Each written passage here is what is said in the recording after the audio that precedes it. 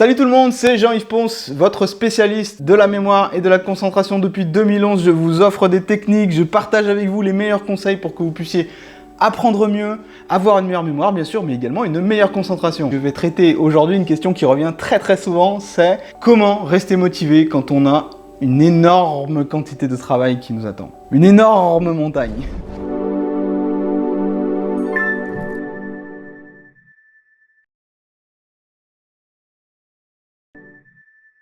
On a tous été dans cette situation où à un moment ou à un autre, on a énormément de travail. Ça nous démotive complètement, on se dit qu'on va pas y arriver, on sait vraiment pas par où commencer, on se sent submergé. Un peu comme si c'était une grosse vague, un tsunami. Peut-être qu'on se dit que c'est de notre faute, on aurait dû s'y mettre plus tôt. Peut-être qu'on se dit, oh là là, je vais jamais arriver parce qu'il me reste peu de temps, etc. Forcément, ça démotive. C'est également le cas des premières années d'étudiants de médecine qui arrivent dans un environnement qui est totalement nouveau et puis d'un coup, ils sont submergés de nouveaux cours. Le problème, c'est le même, c'est qu'une perte de motivation conséquente qui peut être fatale, qui peut vous tuer des projets, parce que si vous aviez pour but de devenir médecin en entrant en première année de médecine et que vous n'êtes pas capable de gérer la première année, ça peut poser problème et ça peut vraiment détruire des rêves. Votre motivation, c'est une énergie qui est fragile, que vous devez entretenir et que vous devez relancer constamment. C'est quelque chose de volatile, c'est quelque chose qui s'évapore. Donc il faut en remettre une couche de temps en temps. Alors comment on reste motivé quand on a une énorme quantité de travail à faire ? La première des choses, c'est de découper votre somme de travail. Plus la tâche qui vous attend est grande, compliquée et comporte des étapes, plus c'est difficile psychologiquement de tenir le coup. Votre premier but,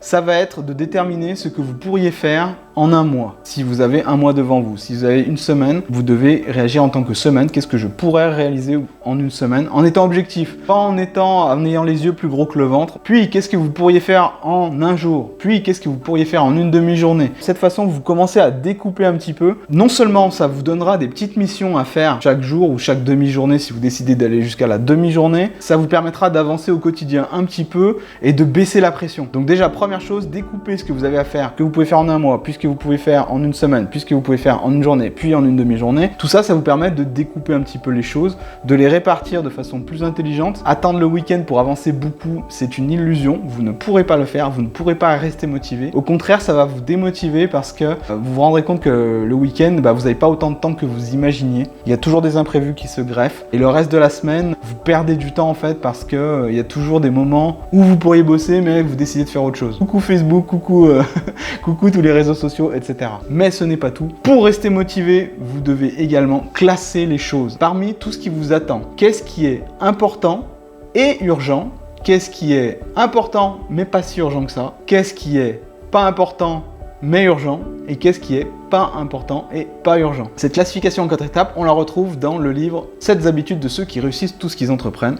Et elle est très importante parce que si vous savez faire la différence entre ces 4 types de tâches, ça veut dire que vous êtes capable de mieux organiser votre temps et de vous concentrer sur les tâches qui sont importantes et non, pas urgentes, non urgentes. Quand vous vous attelez aux tâches qui sont importantes et urgentes seulement, ce qui va se passer, c'est que vous allez toujours être en mode défensif. Vous allez toujours être en train de parer au plus pressé. Mais du coup, ce qui était important et non urgent vient se rajouter à la liste de tout ce qui est important et urgent. Et ce qui fait que vous ne pourrez jamais prendre d'avance. Donc c'est très important de traiter en priorité les tâches importantes mais non urgentes. Ces tâches-là, une fois que vous les aurez identifiées, vous pourrez ensuite, fermez des robinets. C'est des robinets qui ne vont pas s'ouvrir plus tard pour vous déverser d'autres tâches si vous voulez.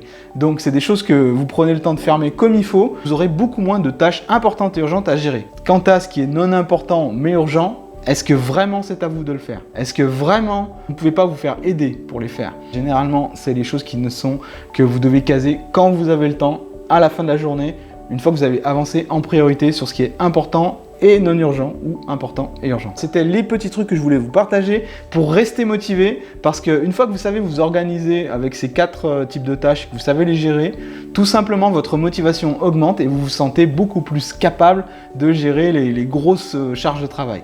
Si vous voulez aller plus loin, je vous recommande de vous inscrire au cours gratuit Synapse que vous pourrez trouver ici. Ces cours vous aideront à non seulement rester motivé, mais également de prendre plaisir dans le travail, ce qui n'est pas forcément une évidence pour tout le monde. Pour beaucoup, le travail, ça peut être une source de corvée. Là, avec mes cours gratuits, vous allez transformer votre travail en plaisir. Je vous dis à bientôt pour la prochaine vidéo. Salut!